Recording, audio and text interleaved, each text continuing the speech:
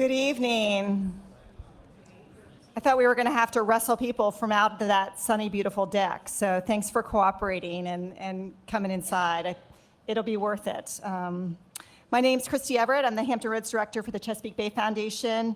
Thank you for taking the time to be here. I know everyone has a busy life, lots of fun traffic out there to navigate. So many of you came from the peninsula. Really appreciate your time. And again, this is going to be a rich discussion, so it'll be worth the effort. A special thank you to Planetary, CMA CGM, and Cox Communications for sponsoring this series.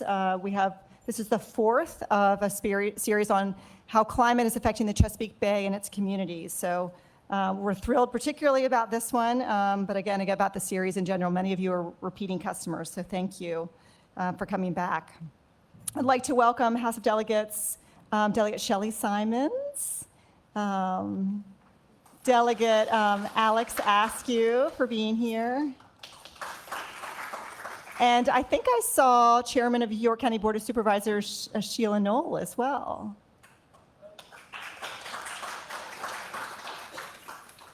So, thank you for being here. We are recording this on Facebook Live. Not so much the audience, no offense, but just so you know, if there's any issues, don't jump in front of the camera.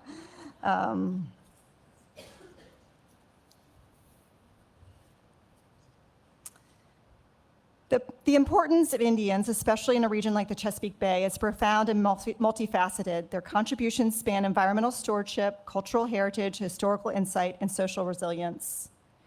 Indians were the original caretakers of the Chesapeake Bay. They practiced sustainable fishing, hunting, and agriculture, maintaining a balance with nature that preserved the bay's ecosystem for thousands of years. Their deep understanding of seasonal cycles, native species, and land management, like controlled burns, help maintain biodiversity and ecological health. Indian cultures are rich in oral traditions, art, music, and spiritual beliefs that are deeply tied to the land and the water. These traditions offer unique perspectives on community, identity, and the sacredness of nature. Many place names, such as Chesapeake itself, believed to mean Great Shellfish Bay in Algonquin, are derived from indigenous languages. Indians provide a living link to the pre-colonial history of North America. Their stories, artifacts, and archaeological sites help us understand how societies function long before European contact. This history is essential for a fuller, more accurate understanding of the history of the land. Despite centuries of displacement, marginalization, and cultural suppression, many Indian communities have preserved their identities and continue to fight for their rights, land, and recognition. Their resilience is a testament to their strength and a vital part of the American story. Today, Indian leaders and communities are at the forefront of environmental justice, cultural revitalization, and education. They are reclaiming languages, restoring traditional practices, and advocating for policies that protect both their rights and the environment. Now, I'd like to have the speakers introduce a little bit of themselves, but I'll just give a precursor. I feel personally very grateful to have these three men with us tonight, and I think you'll enjoy getting to know them. The more I get to know them, the more grateful I feel, and like we're making really important connections. So I think you'll feel the same. So I'll give a little introduction, then I'll give them 2 or 3 minutes just to tell a little bit about themselves, their tribes, their land, where they come from. First, we have Reggie Stewart, graduate of William Mary, retired from the Federal Reserve Bank of Richmond, Banking Supervision Department after 31 years. Currently the IT director for the Chickahominy Tribe, and he's the second assistant chief of the Chickahominy Tribe, also as well the treasurer of the Indigenous Conservation Council. We also are fortunate to have, I'll introduce all three and then let them share some stories. Chief Frank Adams. He's a dedicated public servant and entrepreneur, over 40 years experience in small business and tribal and local government. Currently chief of the Upper Mattaponi Indian Tribe and has been involved in tribal government for most of his adult life. He has also served as assistant chief for the Upper Mattaponi Tribe for 16 consecutive years and 8 consecutive years on the tribal council prior to that. He has helped to guide the tribe's fight for federal recognition, planned and executed numerous fundraisers, and assisted in tribal community outreach, among many other roles. Thank you. And we also have here tonight Dave Hennaman, former Assistant Chief and Chairman of the Tribal Council of the Nansemond Indian Nation. Native of Southampton County, now resides in Newcount with his wife of 45 years, Ruth. And where's Ruth? There's beautiful Ruth. So now I'd like to turn it over to you all just to share a little bit about yourself, and welcome. I guess it's me. Polite crew, yeah. Hi, I'm Frank Adams, Chief of the Upper Mattaponi Tribe in King William County, Virginia. About 2 hours on a good day from here, just outside of the city of Richmond. And Christy has asked me to give you 15 years of Upper Mattaponi, 15,000 years of Upper Mattaponi history in 2 to 3 minutes. But I will try. Like I said, we're located in King William County. King William has the distinct privilege or disadvantage of having 3 tribes within the county boundaries. It's the Upper Mattaponi, which is us, the Mattaponi Reservation, and the Pamunkey Reservation. Those 2 reservations are the oldest reservations in what is now the United States. But I will say, sitting here looking out over these waters, that we were the first contact Indians. When the settlers came up the James River and settled at Jamestown, they met our ancestors, these guys. We were the first. Sadly to say, we were one of the last to be recognized by the federal government. But after we got recognized in 2018, after a 20-year battle, one year we said, sometimes you be careful what you wish for, because now what do we do? And so we, chief, assistant chief, for my tribe, we're made up of a chief, assistant chief, and 7 council people. We have elections every 4 years. I'm in my 3rd term as chief. But we set out a strategy on things we needed. We live in a rural county. There's a doctor desert there, a dentist desert, pharmacy desert, and a food desert. We have 1 grocery store, 2 stoplights, and every now and then we have a doctor that's open for business. So after we got federally recognized, we started establishing our government. We decided that we would go into the medical profession. So we opened a doctor's office in King William County that would treat Upper Mattaponi people free of charge, but also we use IHS funding, federal government funding, so we also had to treat all federally recognized tribal people from any tribe free of charge. But we realized we lived in that community. It was our community.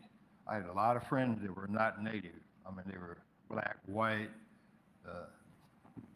Asian, everywhere. So what about these people? So we decided we would just open our doctor's office to treat anybody who needed medical attention. So we just had to work with insurance companies to tell them, convince them we were legit.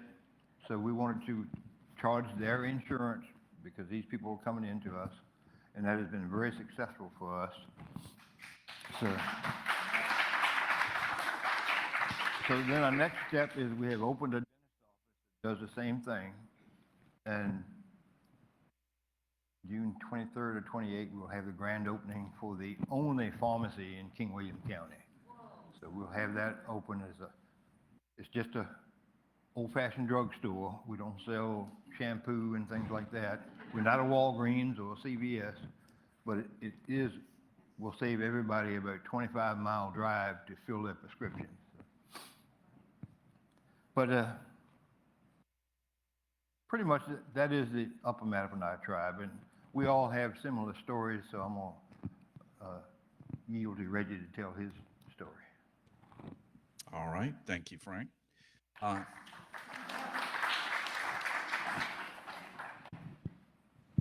I'll pause a second, Frank, for them to return to their seats after that standing ovation. Good evening, everyone. My name is Reggie Stewart. I'm Second Assistant Chief with the Chickahominy Tribe. The meaning of Chickahominy is coarse pounded corn people.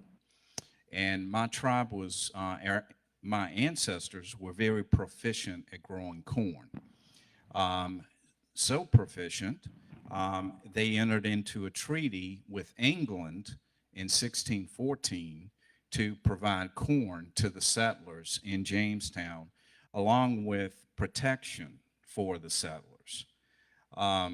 This was a time when the Powhatan chiefdom, a lot of tribes were part of the chiefdom because Chief Powhatan could offer protection for the tribes.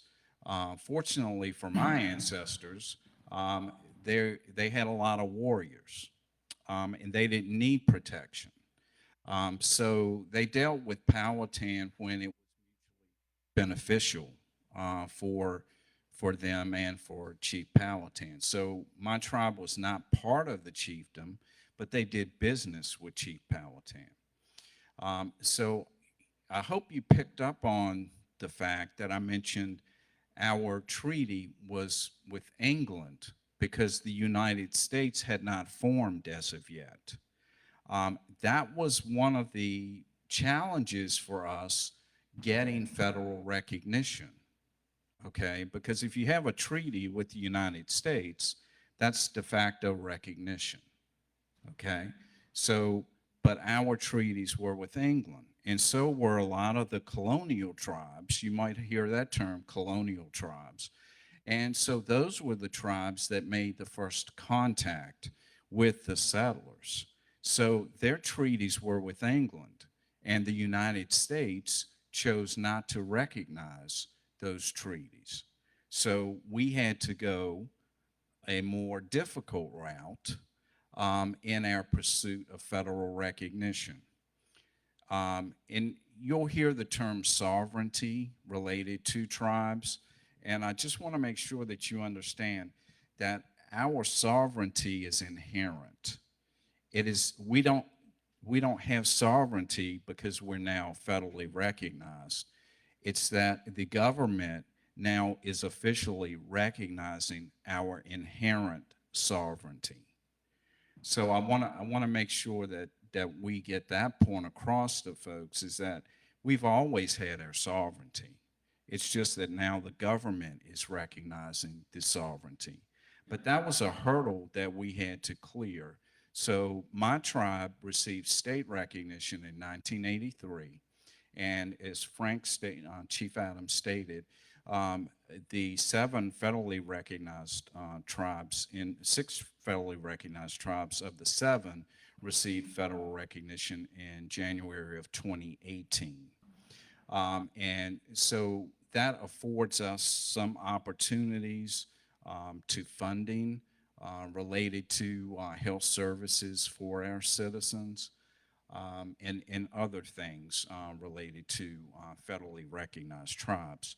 Now, my ancestors, we had villages along the Chickahominy River, our namesake, and there were about maybe 13 to 15 towns where my ancestors resided.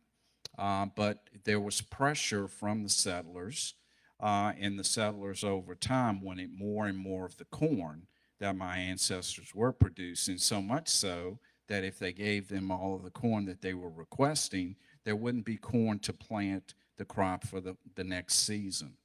Obviously, that created a conflict, and my ancestors were forced off their native lands.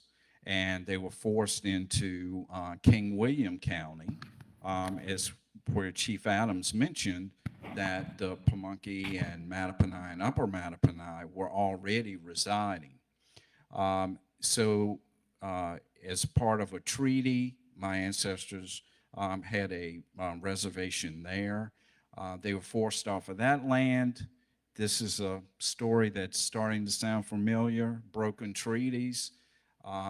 The last documentation of a reservation for my tribe was in King and Queen County in mid-1600s. After that, my ancestors left that area and eventually made it back to Charles City County sometime in the 1800s. But my tribe was never had a reservation after the middle 1600s. I mention that fact because there, in my opinion, and this is strictly my opinion, that there's a difference in regard to retaining aspects of your culture between tribes that reside on a reservation and tribes that don't. In my opinion, those tribes that aren't on reservations, they tend to lose aspects of their culture faster than tribes that reside on a reservation, okay? And so we no longer have speakers of our native language, of dialect of Algonquian. We're in the process of a restoration project, but we have no native speakers. And so that's one aspect of our culture that we lost. And I think not being on a reservation factored into that loss of that culture. So I wanted to mention those things and help you understand that, you know, how our tribes, our experience differed from some of the tribes out west. One, in relation to their contact occurred later than our tribes, and two, that our treaties were with England versus the United States. And so those are some key differences between the colonial tribes, the tribes in Virginia, and the Indians out west. Now, those aren't the only differences, mind you, but those are some of the significant differences. As of right now, we have about 1,100 citizens enrolled in our tribe, and our tribal administration headquarters are in Charles City County. We have a powwow every year. I think this year will be our 73rd powwow, and it's open to the public, and that is September 27th and 28th. And so feel free to come and join us for that. And now I'll turn it over to Mr. Dave Hennaman. Thank you, Reggie. I think I've got you. Very well said. And one thing that, to ping off of something Reggie said that if you hadn't thought of that, maybe will help you. The Battle of the Little Bighorn was fought after the American Civil War.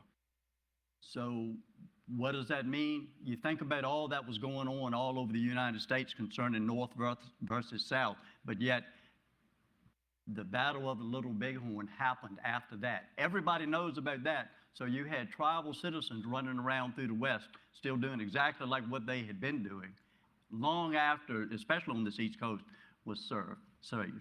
So, but yes, my name is David Hennaman. I am the former Assistant Chief Chairman of Tribal Council of the Nansemond Indian Nation.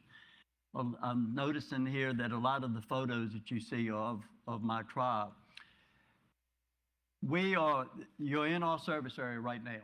We are cursed or blessed, whichever way you want to look at it, having the largest service area of any of the federally recognized tribes. With that comes a very grave responsibility and one of accountability to our own citizens and to you all as well. My background is I started out as a commercial fisherman in the commercial fishing industry, and I soon realized under the guidance of older watermen that there is no such thing as 401k. There's no paid vacation, and your health declines very quickly. The best off is to, in that when waterman terms, is to go ashore, which I did. I've just recently retired after 30 years of a heavy construction company to which I still provide supervisory consultation. It's been a huge, huge career in environmental issues. I think we'll probably get a chance to talk about that more later on tonight. But what The Nansemond Indian Nation, as I said, we're located over in Suffolk.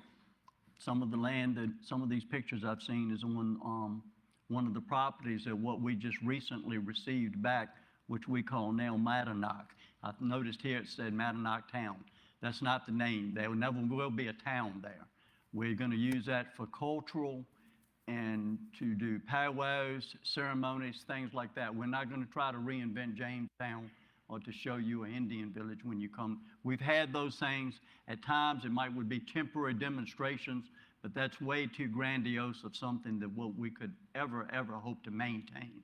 So we would rather have that property and return it back to an environmentally safe place and use it to practice that. But it's a lot more issues to the Nansemond Indian Nation as well, having this big service area. But like Chief Adams at Upper Mattaponi, we've entered into the healthcare system as well. Fishing Point Healthcare, I hope that maybe you would have seen some of our vans running around. We have several physical locations, and we too have pharmacy and dental. We also see everyone. But by the fact that we do see everyone, that allows us the opportunity and the privilege to see our tribal citizens at no cost to them. We can also do out-of-pocket expense reimbursements. It's a huge plus because in this day of healthcare with co-pays and some of those things, that helps as well. So we're very happy and proud of our healthcare system as it's developed, and we're expanding.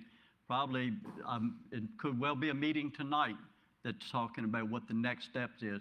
We do home health care as well. That's huge. We also do drug rehabilitation and have a facility to after those people have successfully completed their rehab programs, we have things that hopefully will allow them to enter back into the public's eye without reverting back to some of their older habits and whatnot.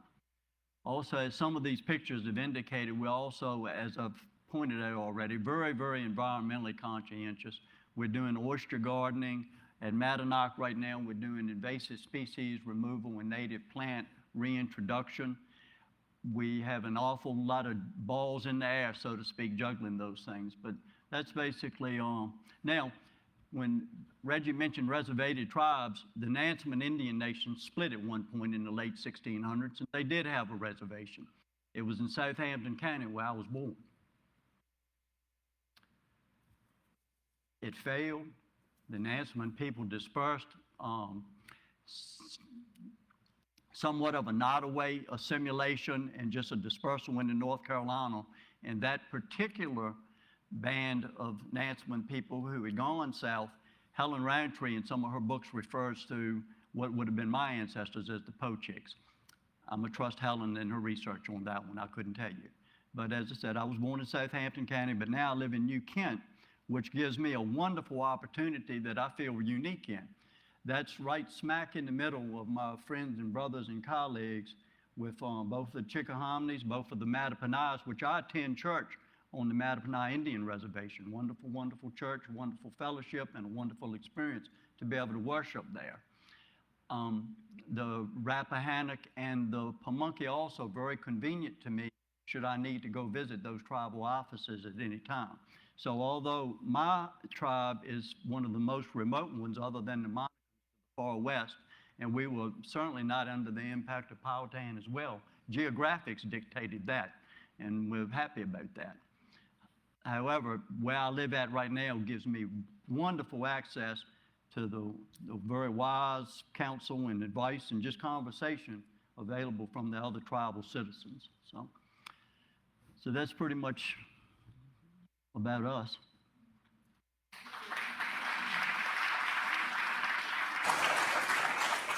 And Dave, you mentioned the powwow. Do you want to mention the date? I think it's August 16th and 17th, the powwow this year because it's coming up. I think that you had it up here. It's August 16th and 17th, I believe, Saturday and Sunday. Yes, the third weekend in August. Yeah. And that's in Mattaponi, which is located in Chuckatuck in Suffolk, right on Route 10.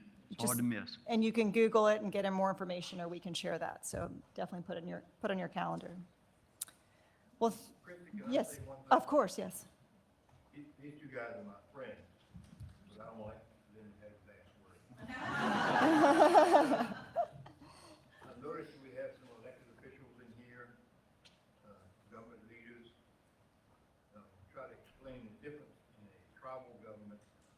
county government and even the state of Virginia. We are sovereign.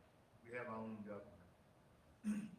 But these folks in the front, they know how Virginia is funded. Lady in the back on city council, he knows how the city is funded. Virginia or these counties do not have business. So they're funded by taxpayer dollars. We don't have that opportunity to fund our tribe. So we are looking into economic development all the time. So we're unique in that, one, we got to be our own government, but we got to run our own businesses also. And that's one of the grave differences in tribes and, governments is that I guess the only business that the state of Virginia runs is the liquor store, right? Yeah, maybe DMV and the liquor store, yeah. But, there's a big difference is that money comes from, I was an elected official, I was on the board of supervisors of King William. And I know at budget time, what you guys go through is that we need more money. Where are we gonna get it? Well, we got to raise all my friends' taxes a little bit to get that money. And, we're not doing that as a tribal government. We're looking for economic development ways to improve the lives of our tribal citizens.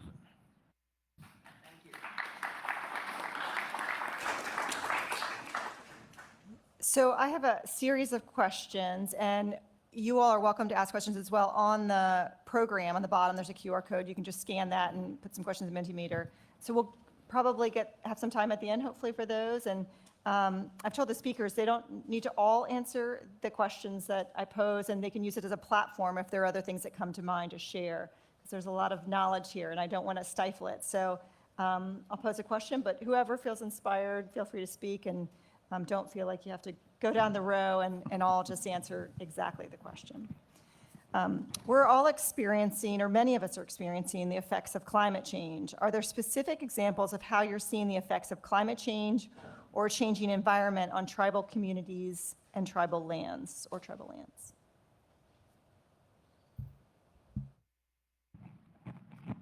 I can't specifically say that it's climate change that's so much we're concerned about, other than just development, which a lot of it can be confusing between the two. For instance, anymore, and as I mentioned, I'll probably refer to it many, many times before I'm through here. My home is in Southampton County. The city of Franklin, which is the closest thing to civilization in Southampton County, that's right in the confluence, basically, of the Blackwater and the Nottoway rivers. Horrible place prone to flooding. Climate change, the melting of the solar ice, the icebergs or holes in the, none of that has anything to do with that. It's location, drainage problem. Drainage is the problem there. But so far as our tribal citizens that live in that county, for instance, I will tell you, if any of you know where Cortland is at, there's a cemetery in Cortland. My grandmother is there, and she had to lay interned in her home for 2 weeks because the cemetery was flooded. You couldn't get in it. That's typical. That's every Southampton or city of Franklin or Cortland person, anybody in that delta can tell you these things. Climate change has nothing to do with that, but now we're in a position to hopefully help our citizens if they're in a low-lying area, they have poor homes, or get them aid in the event of something like that. So I cannot say that climate change as such is affecting our communities, but what I would tell you too, by the fact we're federally recognized and our enrollment criteria has changed, we have citizens in 39 states out of the 50. I can't speak to our citizens in Arizona. I don't know what our citizens in California might be going through. So I cannot truthfully say that climate change is not affecting our tribes. I just don't see it as having a major impact in Virginia. Not that specifically. There are many other environmental concerns so far as weather events and just the nature of hurricanes and things like that, but I don't consider that as effect of climate change. From the Chickahominy perspective, we were fortunate enough to purchase property that that is along the Chickahominy River, and we call that property Mamanahunt.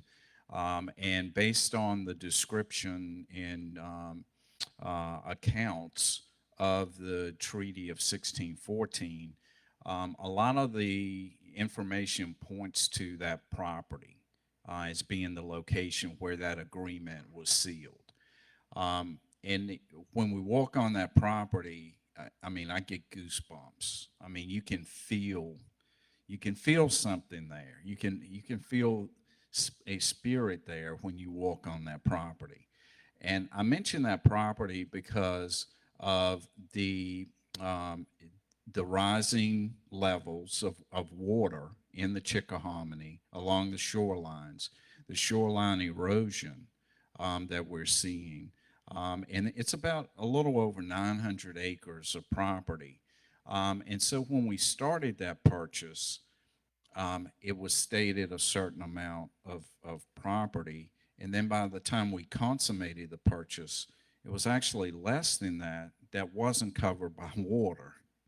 So I mention that because I do think that rising water levels are impacting those areas along the major tributaries. Now, the Chickahominy feeds into the James, and then the James into the Chesapeake.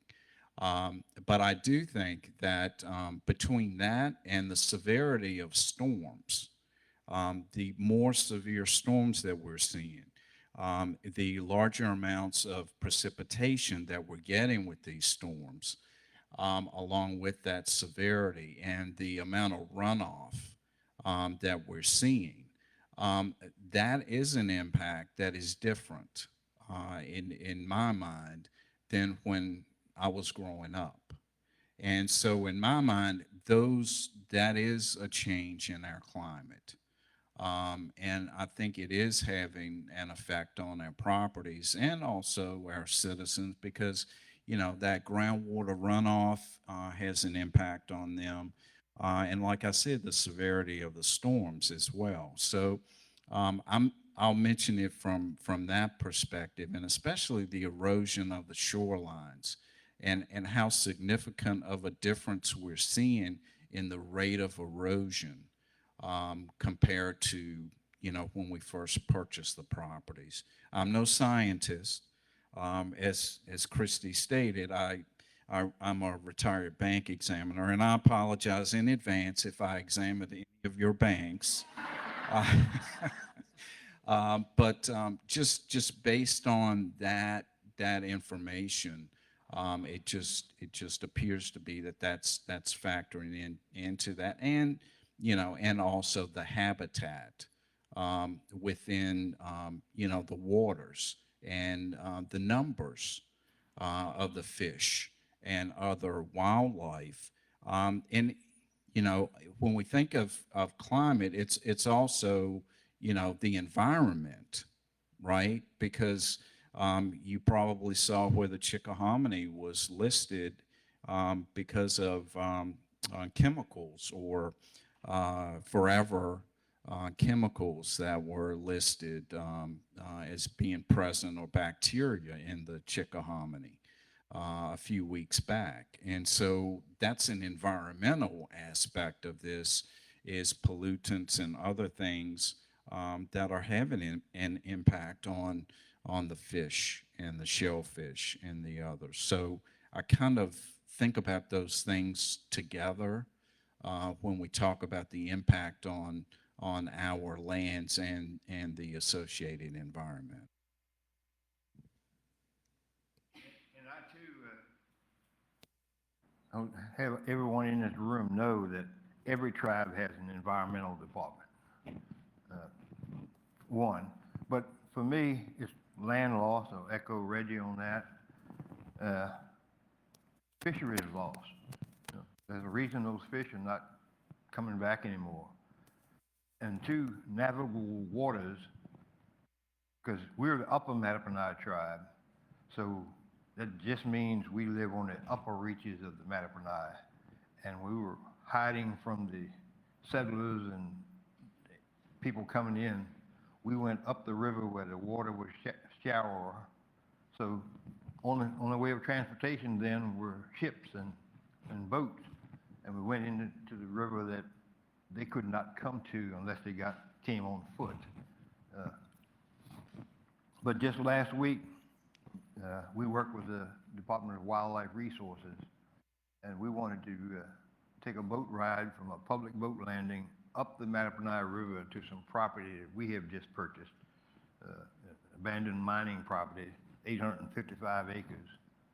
And we went up about a mile, and then there were so many trees had fallen across the river that you couldn't kayak or canoe down it now without having to get out of your kayak and canoe several times to get over the logs. We finally had to turn this flat bottom boat around because we couldn't go any further. So, yeah, and I'll also say that our friends down the road, the Pamunkey tribe. Now, King William County is bordered on one side by the Mattaponi River, on the other side by the Pamunkey River, and they come together at the town of West Point that forms the York River.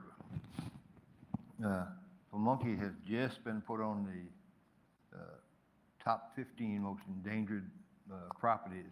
Their reservation is sinking, and they are starting to look for higher ground, from land that they've been on for centuries. Could we circle back to something for a moment? Could you pull this back to where it shows Mattaponi Town?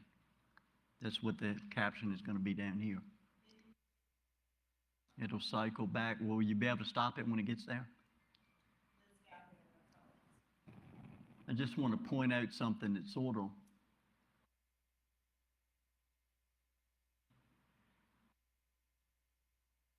right there. Okay. We've talked a lot about contact and first contact, environmental issues and whatnot. What you're seeing, this is Dumpling Island right here. Now, if you follow your history, now this right here, we're on the hill. If you come to our powwow, we'll be able to show you the same view right here. This property right here, we just received in full ownership last year. We've been in a battle since 1988, or conversation since 1988 about it. But this was a condemned property. The EPA, this was Lone Star sand and gravel tarmac property. This hillside right here has actually it's a tunnel that we filled in that they used to take material out. These pilings that you see here was where they brought the barges in to haul material out. This is Nansemond River. So John Smith actually attacked Dumpling Island and took 400 bushels of corn approximately and destroyed all the dugout canoes that were used trapped there, that were stored there. So that was a very, very dominant Nansemond village at the time. We now have this property back, but along with that, you see that we've got a lot of marshland there. So we too are concerned about rising water levels as such with properties we have. I don't dismiss that at all. And we certainly want to look after this and another property that we have as well. That property is known as Cross Swamp. It's located in the driver area of Suffolk. We had some wonderful partnerships that helped us obtain that land. But this right here this is what we consider our homeland. But this is a huge thing to be considering from environmental. And this also is where we have our oyster at over on Cedar Creek, which is on the back side of this.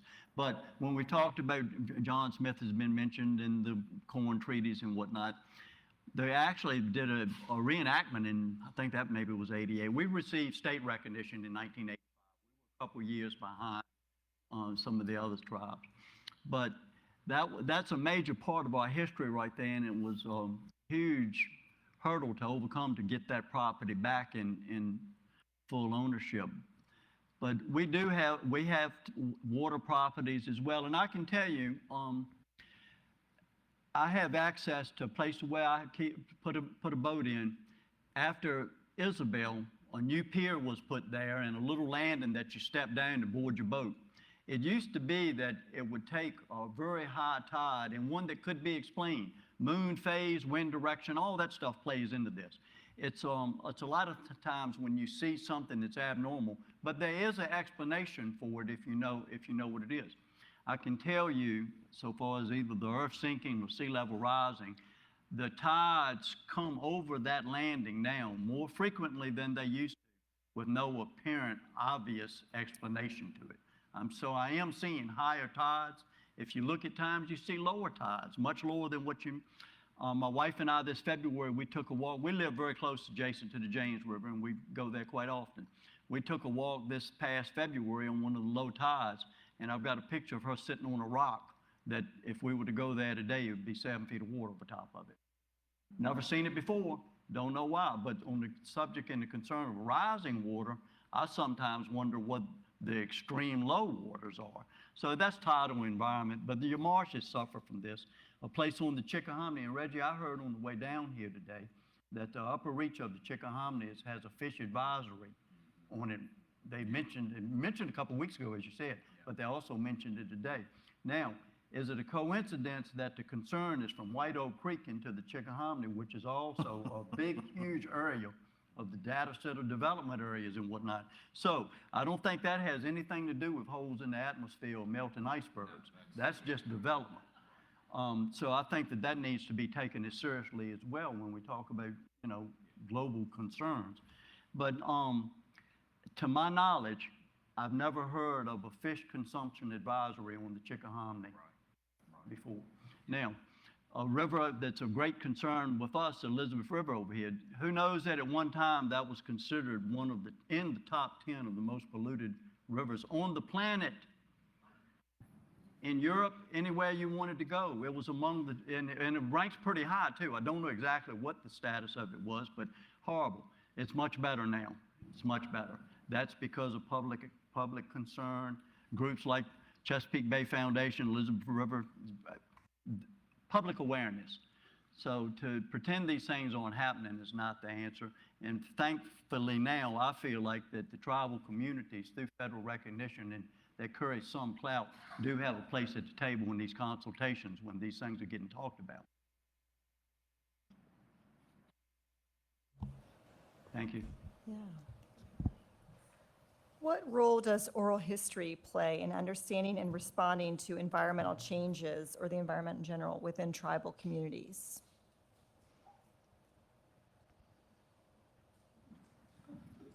Well, oral history is our history. We didn't have a written language, so our history was passed on to us from the experiences that our elders, our grandparents, our great-grandparents and all experienced living on the same property. So that's a tremendous role, because as long as we keep repeating our oral history, it'll always stay alive. And that's what we do. That's our challenge, is to keep our young people involved, explain things to them and why it happened, why we do it this way, and things like that. So, oral history is what has kept all these tribes alive and well since European contact. Well, when you also add to that the limited amount of historical information about Virginia tribes in their textbooks, it's limited. It's very limited. Same with Black history. It's very limited. And so the only way that we can ensure that information is getting out there is for us to talk about our own history. Now, I'm also the chair of the board of directors for the Virginia Tribal Education Consortium. This is a consortium that is formed by the 7 federally recognized tribes. And the initial mission was to get the accurate history of Virginia Indians out there, offering professional development for teachers, offering packets of information for teachers about Virginia history. We've reached out to the Virginia Department of Education to collaborate with them to get that information out to the students and into the school system so that, that history gets out there. In addition to that, we're expanding our mission to education in general for the tribes. So being that intermediary for tribes to get a better understanding of climate change, how it's impacting their respective tribes, because we're not one big monolithic group. The issues that the Upper Mattaponi are facing, Nansemond are facing, aren't necessarily the same things that the Chickahominy are facing. We have some common concerns, but we're different. Our tribal citizens are located in different areas and face different challenges. But what VTech is trying to do is provide education for those environmental directors to help them have capacity to plan for climate change for their individual communities, develop the plan for what their community is facing, is to help them address those issues. So I wanted to mention that because, sometimes you might see, groups that are similar and think, oh, well, they're the same. They are facing the same things. They have the same priorities and concerns.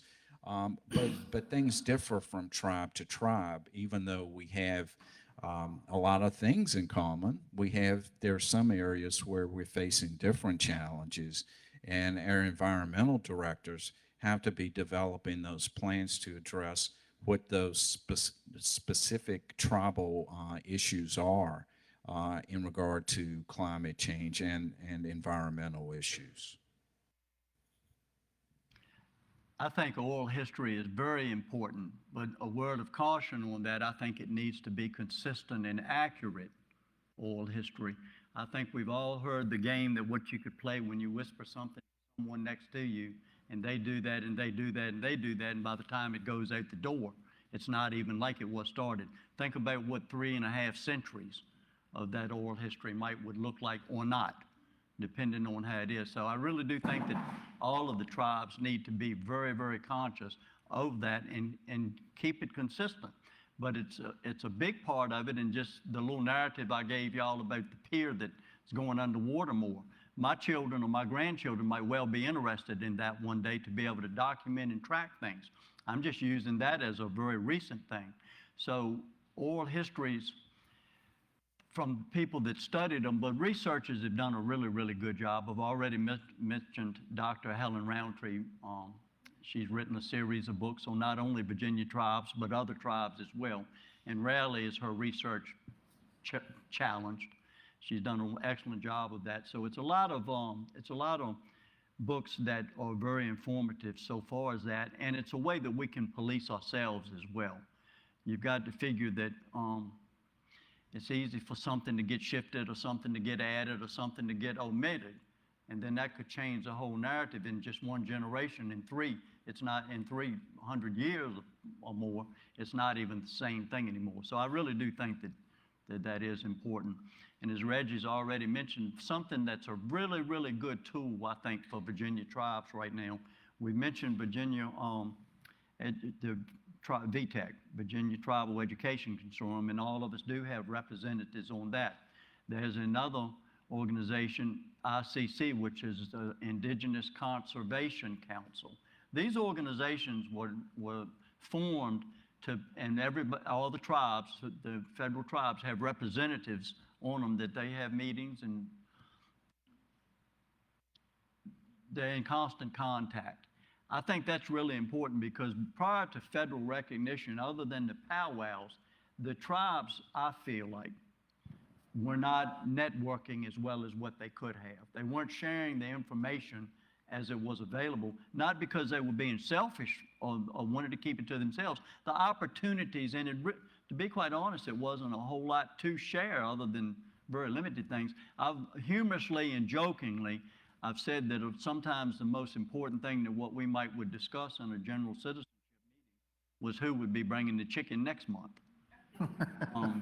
Some of the discussions of what we had concerning funding, which we've used that word a lot here tonight, it wasn't any concern other than to get some gas money to cut the grass around the church. Or it really wasn't much going on. So the networking was not in. Now visiting, yes, the powwows have always been a time for that, and getting together. Sometimes you wouldn't see each other for a year, from powwow to powwow. But then once federal recognition hit, that was something to talk about. There was business to be had. There were things to do. There was storefronts to watch. People had to be paying attention. But I think that going forward into the future, not only is that going to be documented, so your fact checking could be different, but the people that have been on the ground, the boots on the ground people, will have those stories to share with their descendants as well. And I think that's going to be pretty exciting. And Christy, if I may, it's important. I think it's important for that sharing between generations, because, like I mentioned, a lot of the information that's shared between generations in the Indian community, you're not going to find in the textbook, as I mentioned. And some of the struggles that our prior generations went through when it wasn't cool to be an Indian, those younger generations need to understand that, because those earlier generations made sacrifices to claim who they were. And it's because of those sacrifices that I can sit here today and claim that I'm Chickahominy. If it weren't for those sacrifices, my tribe might be out of existence right now. So we need to make sure that those stories continue to be told. And it's not to cast blame on anyone. No.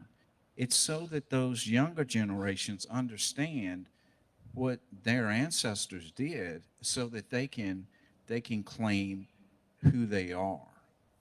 And that's important for anyone, not just Indians. That's important for everybody, that you can go back and understand, what made you the person you are. And so understanding your family's history and culture, that's important to everyone, not just to us. But it's, and I want to make that point so that it's not lost on how important it is for those future generations to understand, what those prior generations went through, so that they can be the people they are today. I'm going to combine a few questions here, because we've got a lot of great questions that the audience submitted, but we are running a little bit short on time. If you can highlight any climate adaptation strategies, innovative, if you find, or just ones that you're feeling hopeful about. And are there agencies, federal or state, or other resources that could better support those environmental restoration, climate-led initiatives? I'd love for you to share that as well.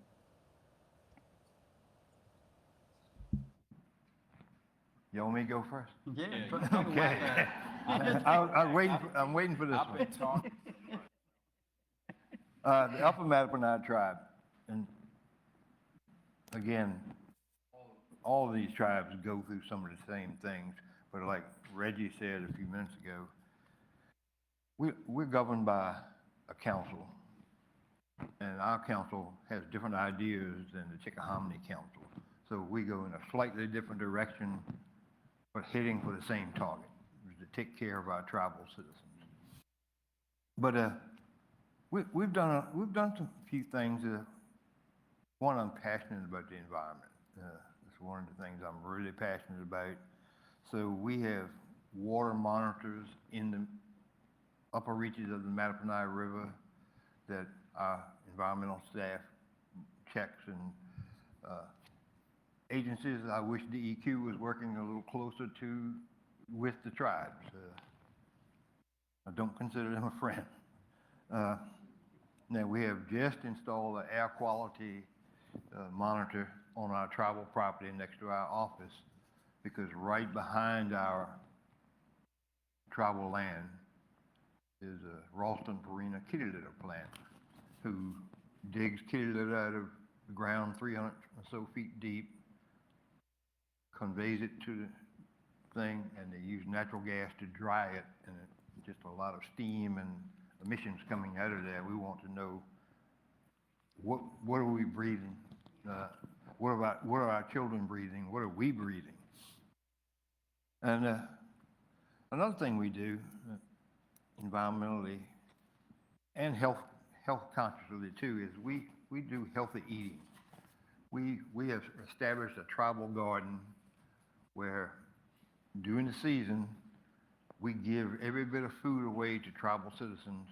Once a week you can come by and get a bag or a basket full of fresh vegetables to take home that should last you a week. But by doing that, we started a composting project also. So, and we've got partners. We're working with a local florist. We take all of her trimmings and stuff when she gets flowers in and making arrangements. We pick them up once a week. We work with the dog groomer. We pick up the excess hair and stuff that she trims off of pets and things. And the big thing that we do, actually is a mobile coffee truck. We take all of their grounds too. But the big thing that we do, we partner with King William County Public Schools. So we provide them with compostable plates, cups, and utensils. And once a week, or more than once a week, a couple times a week, we go to the schools, and we go into the schools and train the kids starting at kindergarten and first graders and high schools, teaching them the importance of composting. So we have our own trash bins right there. The kids throw the trash in, and we go down and pick it up, and we dump it into our compostable pile. So I guess my belief is that if we teach our children how important this is, our children will convince us that, look, Mom, Dad, I'm doing it. You do it too. So.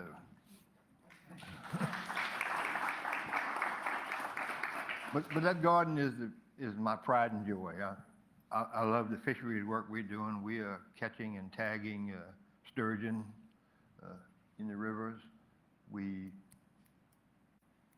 trying to convince people that the shad and herring and the sturgeon have this inner ear sonar that construction on bridges during spawning season affects those things. Because my great-grandfather said when they built the bridge across the Mattaponi River in West Point, that spring, no fish came.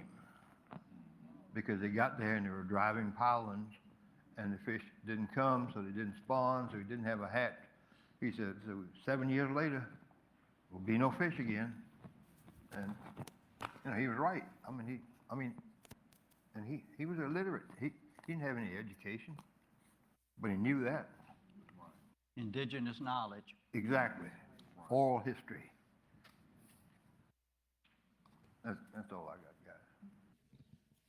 Well, I'll echo what Chief Adams mentioned. We also have the water monitors, worked with Virginia Institute of Marine Science in putting those out. And so we're retrieving data from those to utilize that to help guide us in regard to planning for changes in the climate. We're also, we've worked with George Mason University on gathering aviary data on the different types of birds on our other property, and understanding like what areas of the property where they're gathering that type of information. We're also looking at eDNA related to the Atlantic sturgeon in the Chickahominy near our Mamaroneck property, and also looking at, as Chief Adams mentioned, why are the numbers down on shad and herring, and the decline of those species as well. So we're trying to understand what is, you know, some of the cause of that impact, but we're also looking at I mentioned the shoreline erosion. So we're looking at native grasses and how we can improve the growth of those native grasses to reduce erosion. And so if we can grow more of the grasses than we need, then that may be an economic development opportunity for us, because there are so many communities that are looking to grow native grasses to reduce erosion on their shorelines. So that would be a win-win for us in that regard. As far as you know, ancestral plants, we have wild rice that grows along our Mamaroneck property, and so we would like to pursue a grant where we could train folks on how to harvest that wild rice the way our ancestors harvested that. So we have partnered with Virginia, you know, Institute of Marine Sciences, VCU, the Rice River Center, also with George Mason, I mentioned them, also with National Fish and Wildlife. We partnered and been awarded grants from them as well. So our environmental folks, you know, are staying very busy, and they're, you know, looking for, you know, as many opportunities as possible to partner with them, along with EPA. EPA has been a good partner for us as well in some of these activities. So yeah, we've been fortunate in finding opportunities to you know, to partner with those entities for, you know, for those environmental initiatives. Speaking on behalf of the Nansemond Indian Nation, our environmental department is somewhat at a stall right now because we're lacking on a program coordinator. But that didn't stop us, however, because actually it's two of my partners out here in the audience tonight from Virginia Tech. Some of the things, the programs that what they have mentioned, we're still trying to idle along on that and to do things. And we've had the benefit of wonderful, wonderful partners that comes with having this particular service area as well, Chesapeake Bay Foundation being one of them. Fish and Wildlife Service has been a big supporter, because when I mentioned our service area and the diversity to it, it's one thing that I did not mention, or not to the detail. We've got the Atlantic Ocean for sure, Virginia Beach. We've got the tributaries with the James and the other rivers heading up to my colleagues' and friends' homelands themselves. But we also have the Great Dismal Swamp. Now, when you think about the diversity, we've got to think about environmental concerns from everything from the Atlantic Ocean to the Dismal Swamp, two totally different eco environments, but yet it's got to be in our purview. We can't drop the ball on any of that. Fish and Wildlife Service, we've had a wonderful relation with them. When I mentioned receiving Mattaponi, I'm training myself. Cross Swamp as well. Ducks Unlimited was a very major partner in providing the conservation easements that are necessary to have properties like that without spooking everybody thinking you're going to put convenience stores or smoke shops on them. That's a real concern in Indian country. When Indian tribes start pursuing property, a big suspicion as to what you're going to do with it. But make no mistake, and this has not been mentioned, the conditions upon which we received federal recognition, 6 of the tribes forego any possibility of having gambling. We gave that up. We gave that option up.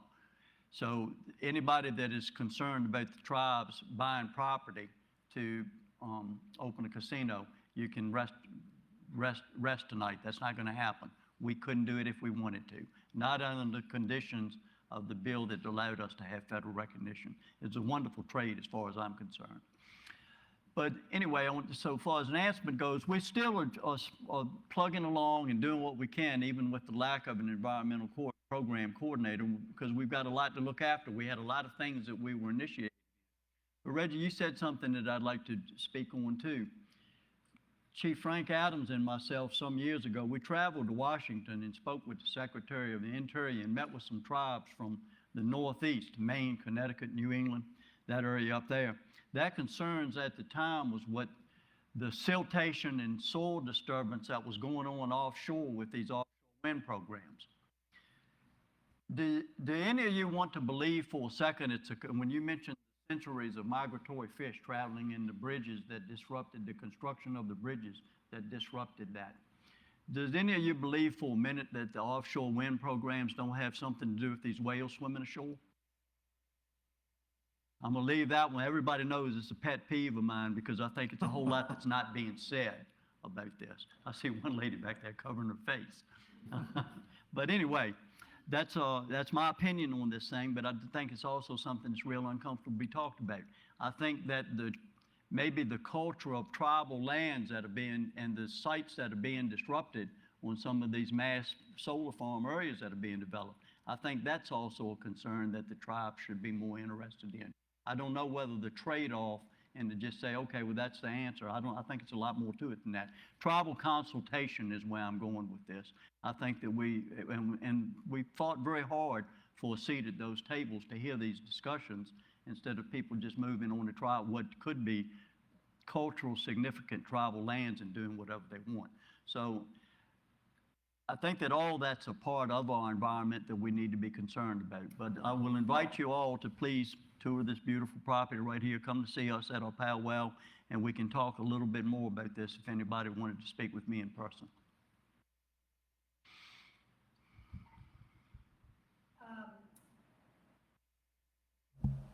I wanted to, a lot of folks in this room are from academic institutions, nonprofits, great resources. I wish we could go around the room. We will not, but I wish we could go around the room and share where everyone's from. For those who want to help, I wanted to kind of pose, I don't want them to all call you tomorrow morning at 9 a.m. Many of you are very, limited capacity, retired in some cases.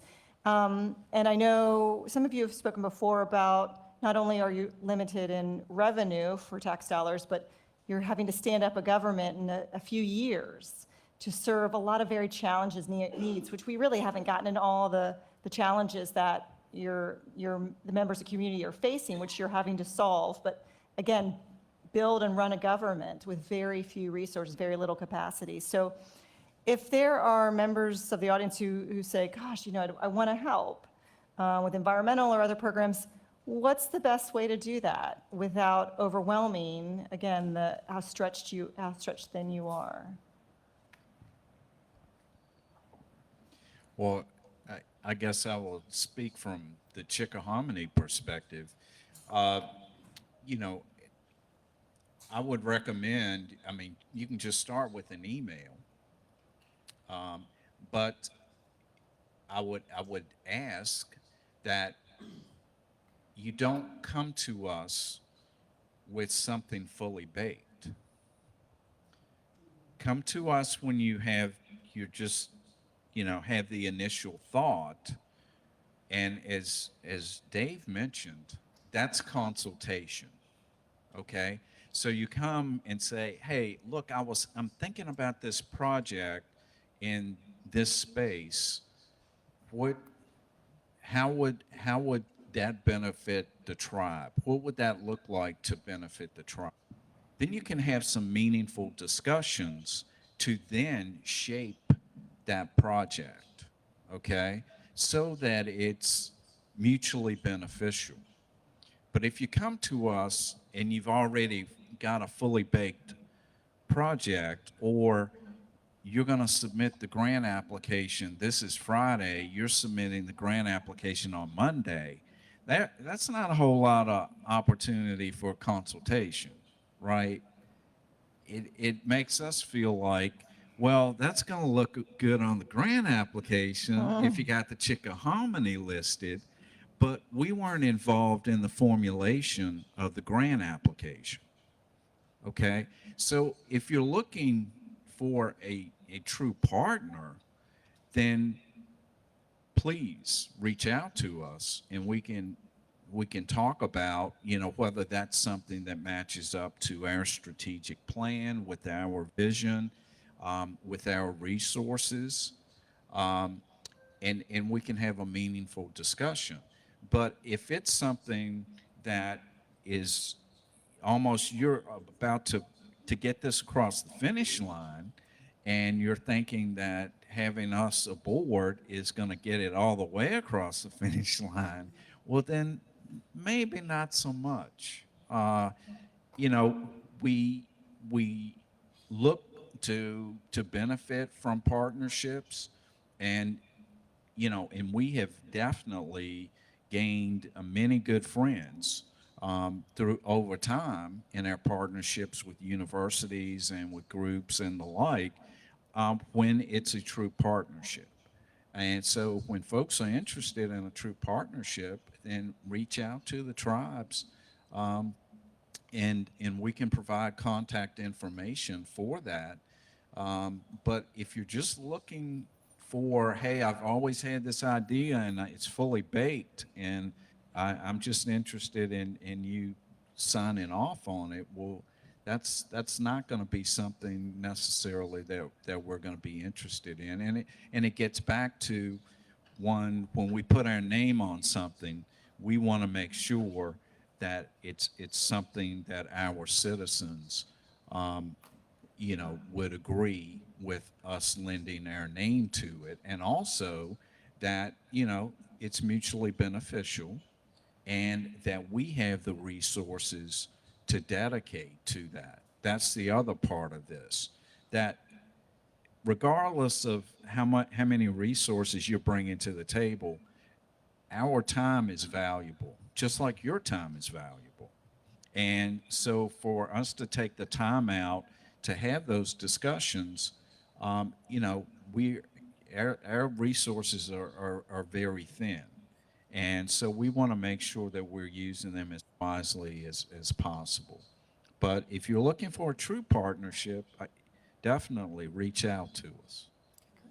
Yeah, and I will say, all of the tribes have a website. On ours, we have a Upper Mattaponi info website that I have young ladies that monitor it often. So if you want to reach out, just start there. They'll get it to the right department or the right person. But echo what Reggie was just saying, and Cindy, you said it a little bit, is that we're babies. We're brand new. We've been federally recognized 7 years. So we're still building capacity. So we can't take on every project that everybody can think of, because we don't have manpower for it, or funding for it, or just the energy to do it. So we pick and choose the projects that fit in our queue. And not everything would. Exactly. It's a lot of advantages to being a federally recognized Indian tribe. And it's been a lot of failures as a result of tribes that have taken on partners that maybe did not have their own interest, their best interest in mind for what the tribe was going to receive out of this. They might would have just been, you've seen tribal seals here on this, they might would have just been looking for a tribal seal, and the advantages that might come from that. It's pretty common. So, and I'll say this, we've mentioned tribal government several times too. There are volumes written on failed enterprises and business ventures through tribes everywhere. It's a lot of what not to do in the tribal communities. We mentioned the tribal government being the council. tribal council can be, with the wrong people, a vehicle for that's terrible subject to abuse, and where you're not looking after things that your citizens would find beneficial. So that's something that's always should be guarded against with the tribes. But as I said, it's a good playback with tribes all over the United States that have had failed partnerships, because what the proposal was would have seemed very, very attractive, but if you looked at it in depth, it was only designed to help the partner that had approached it. They just needed a federal minority group to put that seal of approval on it. So Nansemond has not really had that problem. I can tell you that in my experience, through my time in leadership, every partner we had, I think, always our best interest in what was going to mutually be satisfying to both sides. And what we always tried to do was align it and involve our citizens. Some of the pictures that you've seen here shows our citizen involvement. And Christy, I think you made a comment to me one time. One thing you noticed about the Nansemond is we would take anybody who wanted to go along with us. That's the way we feel, and that's the way we feel about our partners. It's in my experience, in retrospect, it's been very, very, very rewarding for both sides. Unfortunately, we have to, go towards closing now. I know I can't get enough information, and we can't be here all night. You all have a 2-hour drive home. I was thinking about it for a while, but I thought you'd revolt, or 2-hour plus drive home. But if you can wrap, and I'm going to stick it to a question, if you can wrap into your closing how people can learn more. I know Helen Roundtree is a great author, but I'm assuming many of you out there want to learn more. And so if you can share a little bit about that and any closing remarks you might have. Yeah. Okay, I'll start, guys, if it's okay. The Racial Integrity Act. I don't know how many people know about it, but the Racial Integrity Act of 1924 was Virginia's attempt to make Virginia a two-race state, white and colored. So they dismissed all the Indians, all the people that claimed to be Indian in the state. You know, if you were darker skinned, you became colored. If you were lighter skinned, you might become white. But look it up. It's Virginia history. Walter Plecker was the guy who led it for 30 years, but he went through 3 or 4 governors, bunch of general assemblies, and they didn't object to it. So when you don't object to something, you probably approve it. And it went on for, I don't know when, you guys might know the date that he finally got ran over by a truck. 1938 or something? Yeah. Well, it was in 1924 when the act was started, and that has made our journey so much harder because he locked doctors and midwives up for putting Indian on a birth certificate. He changed people's birth certificates.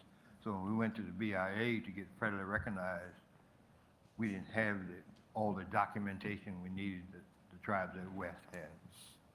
And the other thing I want to say is,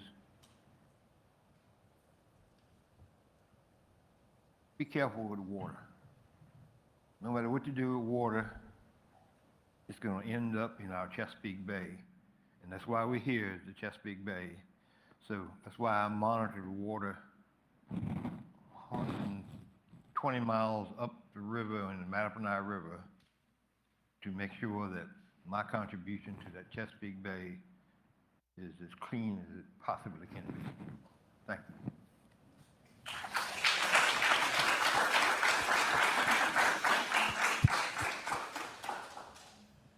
Well, I guess I'll mention that our ancestors didn't view themselves as owning the land.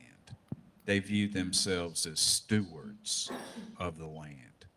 And so, and they only took from the land what they needed. They didn't take a bunch from the land, to store away. They just took from the land what was needed.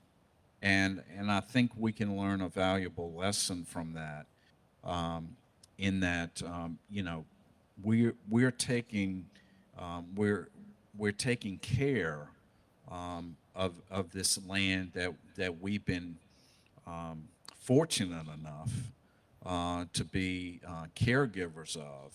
And if we look at it from that perspective, maybe we'll make different decisions and better decisions that are more favorable to our environment, and look at things differently. Because if we do that, then I think everyone benefits from that. As Chief Adams was saying, he's looking at what's going into the water 120 some miles away from the bay. Well, it's not just the upper Mattaponi that benefit from that. That's everyone downstream of the upper Mattaponi, folks that benefit from that. And that's the thing with the tribes, is we know that the things that benefit our citizens, it benefits our community as a whole. And so we're all about our communities. And we're not, putting up walls and keeping ourselves, away from our communities. We're part of our communities. And we realize that the decisions we make have an impact on the citizens in our communities, whether they're tribal or not. And we take that very seriously. And, so I would like to, hope that you understand that. A lot of the subject matter that we've spoken about has been tribal specific tonight. But I hope you leave here understanding that, our desire is to do things that are beneficial for our communities as a whole. So thank you. Well said. And Frank, thank you for bringing that up, because the Racial Integrity Act, who's familiar with that? Okay. As you pointed out, 1924, Board of State Registrar, Vital Statistics, Walter Plecker, in his infinite wisdom, he said, I don't know really what his intent was, but to clean up the racial issues of Jim Crow Virginia, or the aftermath of. Anyway, basically what you said is exactly correct. He wanted to get paper genocide for the Indian people. And actually, to the point, and there's a lady in the audience that has seen my book, I have a book that gives the surnames of the people that Walter Plecker had put on his watch list.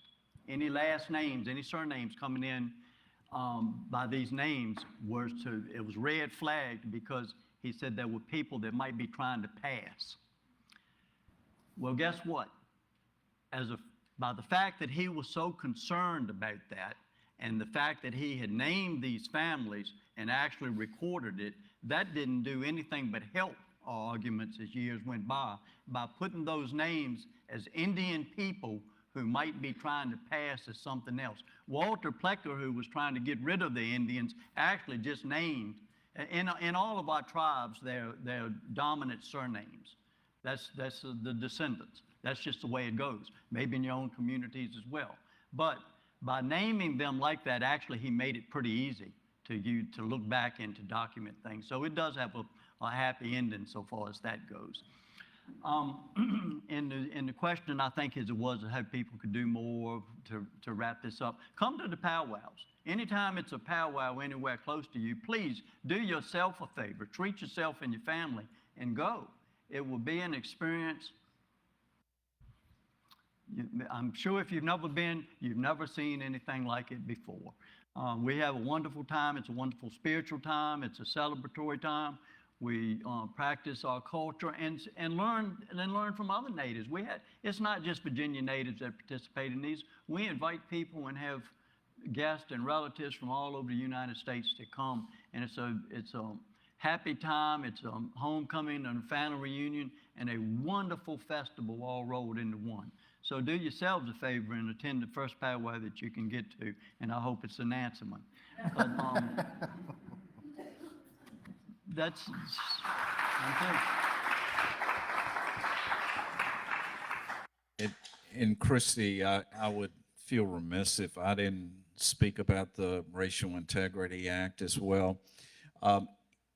That is one of the points that I was making earlier about oral history and telling younger generations about what earlier generations, the sacrifices they made. Because during the during the time that the Racial Integrity Act of 1924 was being observed, that was from 1924 until it was challenged in 1967. 1967, that was when it was challenged in court.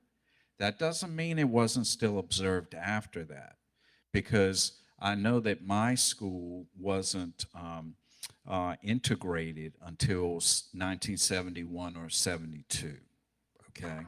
So that law was in effect for at least until 1967. And so prior generations that were living in Virginia during that time were living in those conditions and facing those challenges. And so that was what I was referencing earlier about sharing that information to the younger generation. So not so they can cast blame. It's not about, for me, it's not about pleasure. It's about the persistence and what our prior generations did to survive that and to come out of that. So once again, that I can claim who I am and claim my heritage.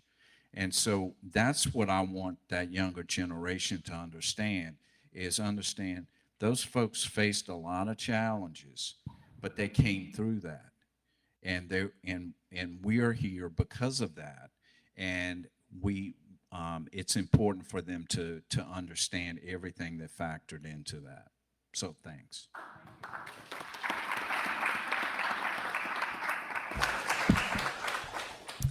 Thank you so much for being here. I know you traveled significant difference. If we can talk about I don't need to put you on the spot, but if you're comfortable in sharing your contact information as a point of contact, we could discuss that as well and share it with the group in case there are further questions. But thank you all for helping us learn more. And again, the powwow, Nansemond's August 16th, 17th, September 27th 27th and 28th. for the Chickahominy, and second week in May next year, 2026. for up in Mattaponi. Y'all just missed my powwow by two and a half weeks. And it was great. It's the Memorial Day weekend, the Saturday and Sunday of Memorial Day. Yeah, okay.